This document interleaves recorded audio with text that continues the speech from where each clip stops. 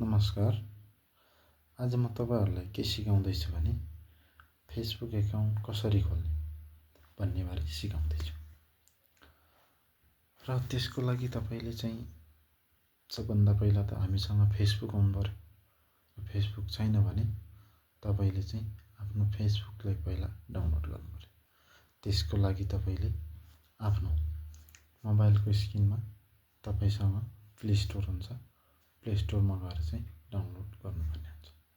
जसको लागि तपाईले पहिला प्ले स्टोरमा जानु पर्यो।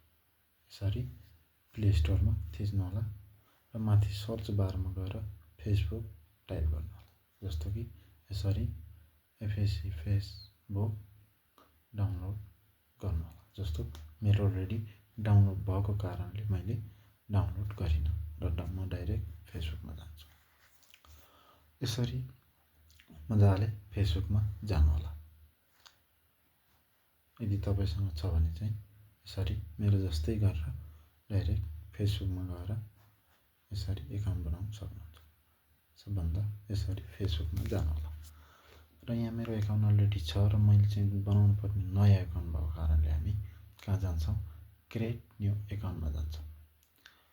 र हामी चाहिँ नयाँ क्रिएट न्यू एकाउन्टमा थिचौं।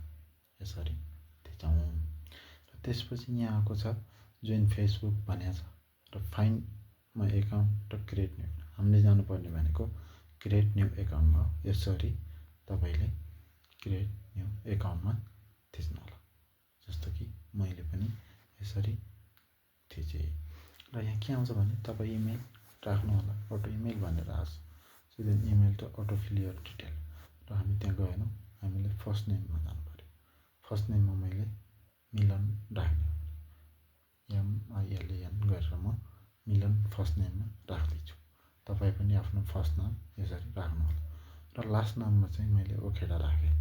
र तपाईहरु पनि आफ्नो लास्ट नेम राख्नु होला कि थर भन्ने कुरा राख्नु होला।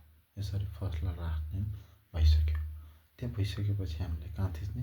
नेक्स्ट भनेर नेक्स्ट थिच्नु पर्यो। यसरी तपाई नेक्स्टमा थिच्नु होला। यसरी तपाईले नेक्स्ट थिच्नु पर्ने हुन्छ। अलि नेटवर्क समस्याको कारणले चाहिँ अलि भिडियो लामो पनि हुन सक्छ। पुरै भिडियो हेर्नु होला। मजाले तपाई चाहिँ आफ्नो खाता बनाउन सक्नुहुनेछ र अरूलाई पनि बनाउन सहयोग गर्न सक्नुहुनेछ। त्यसको लागि यसरी चाहिँ मैले फर्स्ट नेम पनि राख्यो, लास्ट नेम पनि राख्यो। अब चाहिँ हामी नेक्स्टमा गएर अर्को स्टेपमा जाँदै छौं। अब हामी नेक्स्टमा गइसक्यौं। गइसकेपछि यहाँ हामीले डेट अफ बर्थ हाम्रो चाहिँ जन्म मिति चाहिँ राख्नुपर्ने हुन्छ। त्यसको लागि तपाईले आफ्नो चाहिँ जन्म मिति टक्क फिक्स राख्नु होला। मैले चाहिँ यसरी अब राख्दै छु। यसरी मैले चाहिँ अहिलेलाई 1997 मार्च अक्टोबर 15 राखे। जस्तो कि यो चाहिँ अंग्रेजीमै राख्नुपर्ने हुन्छ एडीमा। यसरी मैले राखेर अब चाहिँ हामी नेक्स्टमा थिचौं। यसरी तपाईले नेक्स्टमा थिच्नुपर्ने हुन्छ। जस्तो मैले पनि नेक्स्टमा थिच्दै छु है। यसरी नेक्स्ट भइसक्यो। अब तपाईको यहाँ के आउँछ भने तपाई मेल हो कि फिमेल हो कि अरु केही मोर अप्सनहरु पनि छ। अहिले हामी के हौं? हामी त मेल फिमेल हुन्छ भने प्राय मेल फिमेलै हुन्छ। हामी मेलमा गएर नेक्स्ट गर्छौं।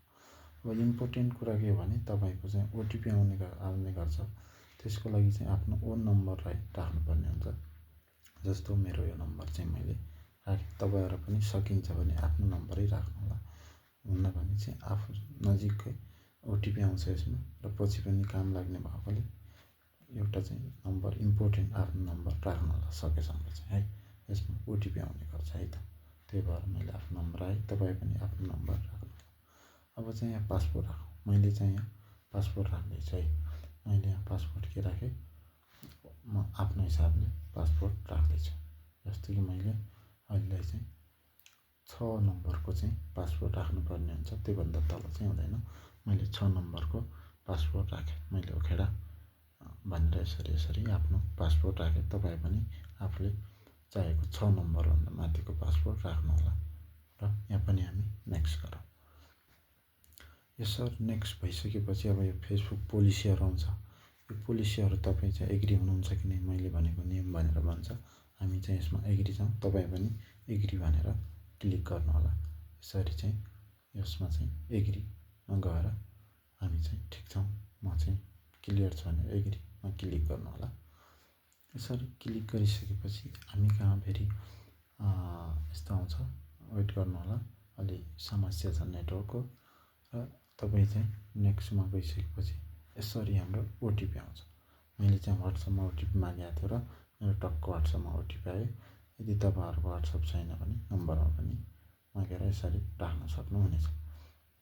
र मेरो अटोमेटिकै वाट्सएपमा भएको कारणले अटोमेटिकै ऊ भएको छ। र तपाईँको चाहिँ नम्बरमा यसरी ओटिपी आउँछ, ओटिपी आफैले राख्दा पनि हुन्छ।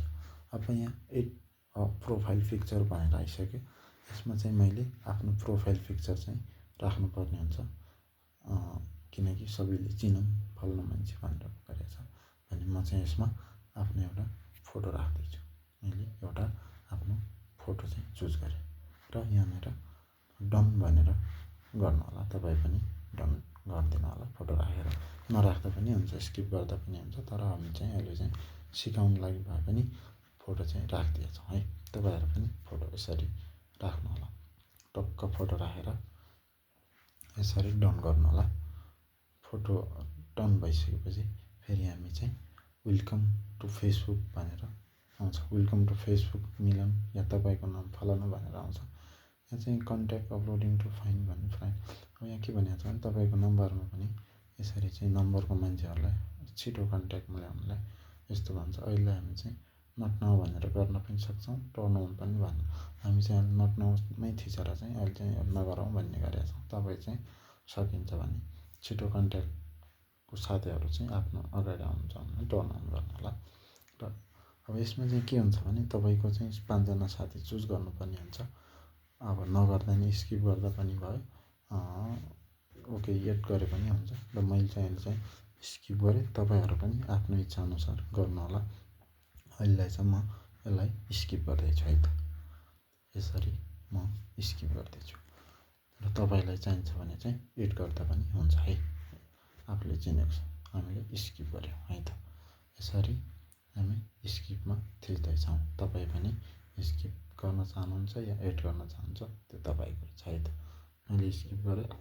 मेरो चाहिँ फेसबुक खाता लगभग कम्प्लिट भइसक्यो। र तपाईँहरूलाई पनि यसरी आफ्नो खातालाई कम्प्लिट गराउन चाहनुहुन्छ भने यसरी खाता बनाएर आफ्नो खाता पनि बनाउन सक्नुहुन्छ र आफूले जानेको कुरा आफ्नो साथीहरूको खाता पनि खोल्न सक्नुहुन्छ। अहिले यो डिजिटल दुनियाँमा मान्छेहरूले धेरैले नजानेको पनि हुन्छ र आफूले जानेको कुरा अरूलाई पनि सिकाउनलाई भयो। त्यसको लागि यसरी मजाले फेसबुक खाता बनाउन सकिन्छ। त्यो भिडियोहरू तपाईँलाई कस्तो लाग्यो साथीहरू? यदि तपाईँहरू पनि यस्तै भिडियोहरू हेर्न र आफूले जानेको कुरा अरूलाई सिकाउन चाहनुहुन्छ भने मैले तपाईँहरूलाई पनि मन पर्यो भने यो भिडियोलाई लाइक, कमेन्ट र सेयर गरिदिनु होला र च्यानललाई सब्सक्राइब गर्न नभुल्नु होला। धन्यवाद।